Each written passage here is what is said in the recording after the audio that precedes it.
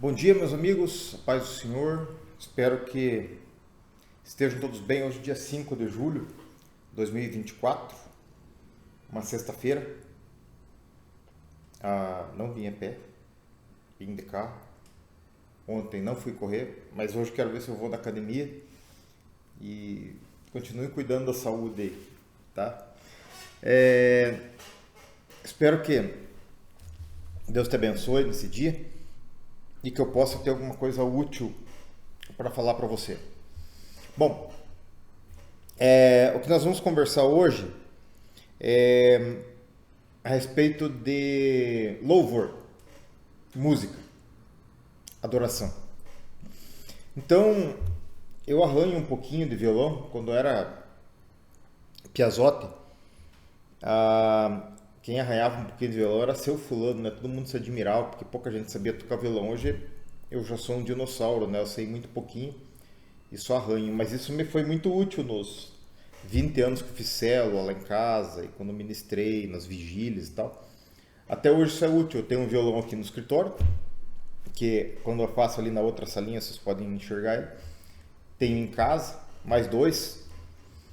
E isso me é bastante útil, já disse, para poder louvar a Deus a hora que eu estou com vontade. Eu louvo a Deus, eu paro num cantinho lá fechado, eu sozinho, ou então com a Antonieta, hoje o Nando estava junto, tá?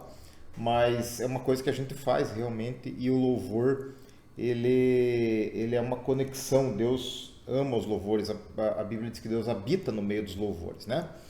Bom, quando eu me converti, já contei para vocês que eu fui bastante radical e queimei boneca, queimei livro, joguei fora as coisas e tal, e não escutava mais música do mundo, que a gente chamava e tal, e só louvor.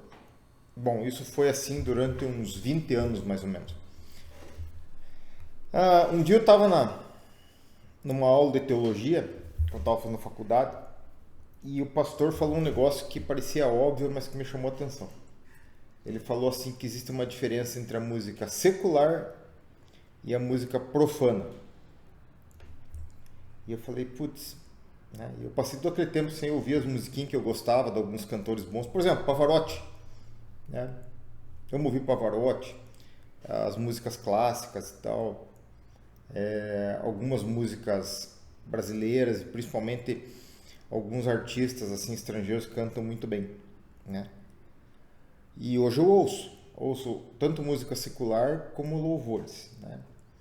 E interessante ver, por exemplo, o caso da Hillsong lá, que os caras estudaram para fazer as músicas de acordo com os acordes que mexiam com o nosso psicológico.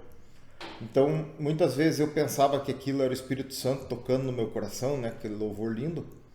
E na verdade era um arranjo de notas que tocavam no meu coração, né? Às vezes está na igreja e aquele batuque assim, ele te impulsiona para cima, mas aquilo é uma técnica. Não é sempre o Espírito Santo, ou quase nunca é o Espírito Santo. Aí vocês verem o mercado gospel, né? As músicas que a gente ouve aqui não foram inspiradas por Deus. A maioria são versões de música dos Estados Unidos.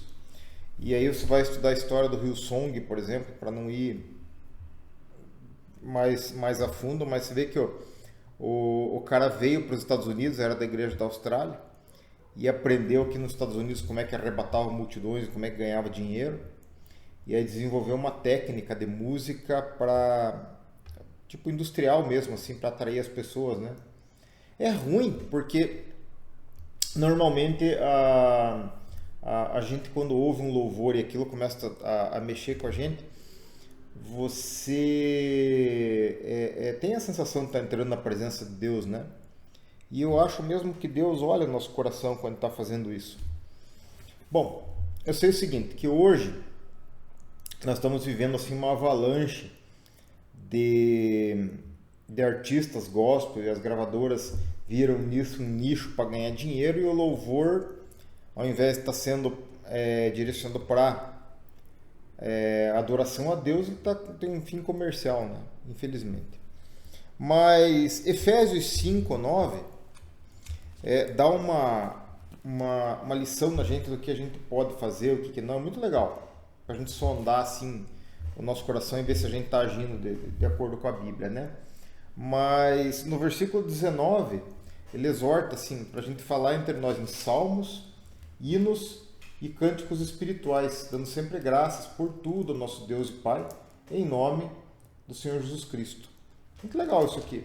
Eu acho bacana, porque a gente não deve, como cristão, andar falando palavra torpe, andar falando palavrão, como a gente falava antes, andar contando piada suja, como a gente contava antes, né?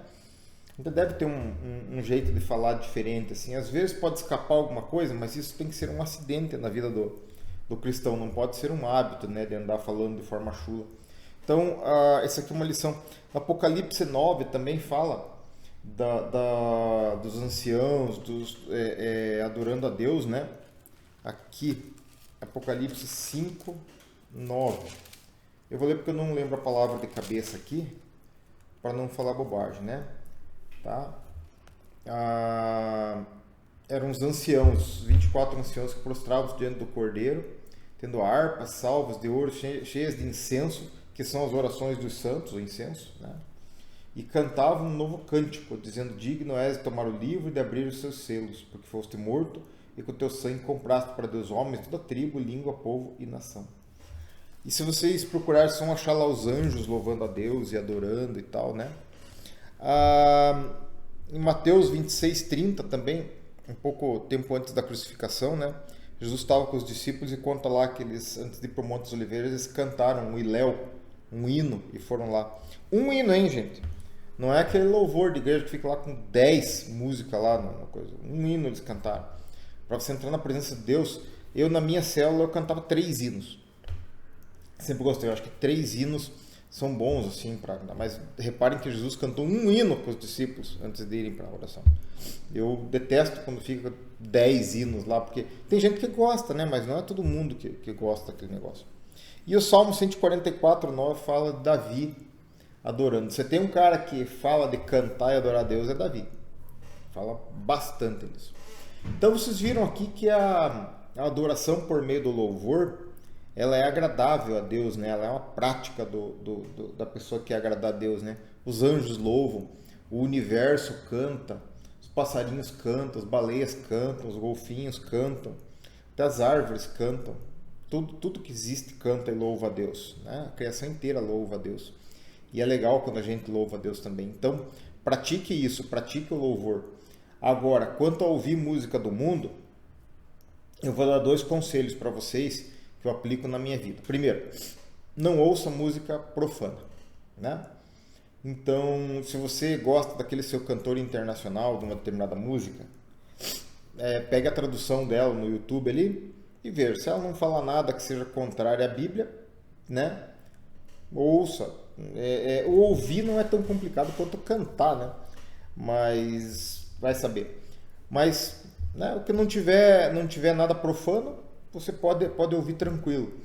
E a música, tanto seja ela a profana ou a não profana, mas também deve ser evitadas as músicas que te levam ao estado de memória de alguma coisa pecaminosa ou memória de alguma coisa que não é conveniente para a sua vida, né? Se ela, por exemplo, te traz recordações de um passado que já foi e que não combina com a sua vida de hoje, também não ouça, né? Abandone, ouça outra, né? Sabe que o cara era satanista ou que a música é consagrada? Não ouça, né? A música fala de uma entidade? Não ouça, abandone, né? Tem muita coisa que dá para você ouvir, né? Tem muito artista bom, tem muita música bacana, né? Coisa de qualidade que dá pra gente ouvir. Quanto aos louvores, eu gosto muito do Asaf Borba, né? Do Matos Nascimento, aquele povo antigo ali, né? Os hinozinhos da harpa, assim, a letra simples de adoração, né?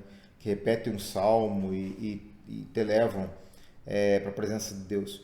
As musiquinhas novas, elas são bonitinhas, assim, o ritmo é legal, então os cantores são produzidos, mas a gente tá vendo aí que a coisa não se destina à adoração, mas tem um teor comercial. Eu gosto muito de música mais moderna, assim, do Rodolfo Abrantes. Eu gosto muito. Eu acho que as músicas do Rodolfo... Primeiro que o Rodolfo foi um cara que se converteu genuinamente, ao meu ver. Porque ele estava no sucesso, estava com dinheiro e ele teve uma conversão nessa época, genuína. E depois é um cara muito inteligente. Quando ele compõe, ele é original. Ele não pega uma musiquinha lá dos Estados Unidos, de uma igreja, e só faz a versão. Não, ele mesmo compõe, aquilo sai do coração dele. E as músicas dele fazem muito sentido. Muito sentido. Elas dizem assim, quero ser santo igual ao Senhor, então um clamor, né? Então é um cantor moderno assim que eu gosto bastante. O Fernandinho, gosto bastante de várias músicas do Fernandinho. Agora, as do Hillsong, por exemplo, são lindas, né? Ocean, quem que não ouve Oceans, né? E teve aquele caso do pastor também cantando Healer, que era de fazer a gente chorar, o cara com o respiradorzinho do oxigênio aqui, depois saiu escândalo lá, o cara nem doente não tava se fingindo e tal, e putz, né? Isso é ruim. Mas a música é bonita. Se for só para ouvir assim, para entrar por um ouvido e sair pelo outro, né? A qualidade da música é bem boa, né? E não parece profana, mas na origem ela é complicada. Agora, o que vai fazer? Né? Já falaram mal do Marcos Witt para nós, e eu gosto um monte da música do Marcos Witt. Gisodrian Romero, cara bacana também. Tem bastante música de qualidade. Não precisa você colocar lixo no seu ouvido, não precisa você colocar coisa consagrada a demônios nos seus ouvidos, e não precisa você escutar nada que te lembre de alguma situação do passado que seja embaraçosa para você hoje, né? Então, fica aí a dica. A música secular é diferente da profana. Nem toda música gospel é louvor e adoração, mas existe bastante coisa de qualidade aí. E se você puder praticar, que nem eu tenho o privilégio de saber arranhar violão, estou fazendo aula agora de novo para aprender mais um pouquinho, mas com essa destinação, né, para tocar o louvor e alguma musiquinha romântica lá para agradar a minha namorada. Então, essa é a dica de hoje. Ame aos louvores, louve bastante a Deus, porque Ele é maravilhoso e Ele tem feito grandes coisas por nós, e isso é agradável para Ele. Não esqueça, o seu louvor e a sua adoração sobem daqui assim como uma fumacinha agradável até Deus. Tá? É por aí. Deus te abençoe e tenha um excelente dia.